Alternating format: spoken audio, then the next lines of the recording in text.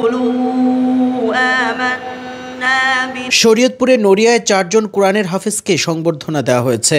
শরীয়তপুরের নড়িয়া উপজেলার পণ্ডিত শাহ তাহসিনুল কোরআন কওমি মাদ্রাসার নবীন 4 জন কোরআনের হাফেজকে ফুল দিয়ে সংবর্ধনা দেওয়া হয়েছে। শনিবার সকাল 10টার দিকে তাহসিনুল কোরআন কওমি মাদ্রাসার সম্মেলন কক্ষে সংবর্ধনা অনুষ্ঠানের আয়োজন করা হয়। তাহসিনুল কোরআন কওমি মাদ্রাসার অধ্যক্ষ হাফেজ আব্দুল সাত্তারের সভাপতিত্বে প্রধান অতিথি ছিলেন পণ্ডিত শাহ বাজার মসজিদের খতিব হাফেজ মাওলানা মুফতি ইসমাইল সালেহ। নবীন হাফেজরা হলেন মোহাম্মদ সাইম মোল্লা, মোহাম্মদ জোবায়ের ইসলাম, মোহাম্মদ আবু রায়হান ব্যাপারী, মোহাম্মদ আবু রায়হান মল্লিক সহ 4 জনকে ফুল দিয়ে সংবর্ধনা ও পোশাক উপহার দেওয়া হয়। অনুষ্ঠান শেষে বাংলাদেশ এবং বিশ্বের সব মুসলমানের শান্তি কামনায় বিশেষ মোনাজাত করা হয়।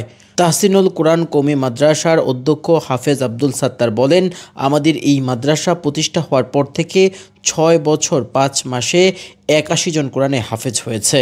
আলহামদুলিল্লাহ, তাহসিনুল কোরআন কওমি মাদ্রাসা প্রতিষ্ঠিত শুরু হয় 2019 সালে জানুয়ারি থেকে। আলহামদুলিল্লাহ 2019 সাল থেকে শুরু করে এই 6 বছর 5 মাসে আল্লাহ শুকুর আমাদের প্রতিষ্ঠান থেকে আজকে 4 জন সহকারে টোটাল 81 জন হাফেজ কোরআন হয়।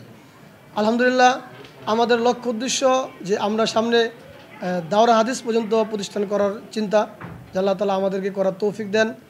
আপনাদের কাছে দেশবাসীর কাছে দোয়া চাই যে আমাদের প্রতিষ্ঠান সামনে আরও বেগবান করে লেখাপড়ার উন্নত খাবার দাবার পরিবেশ সর্বদিকে আমল আখলাক নিয়ে সামনে আগাইতে পারি।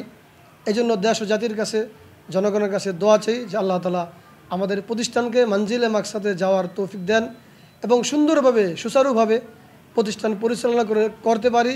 আল্লাহ সে তৌফিক দান করেন।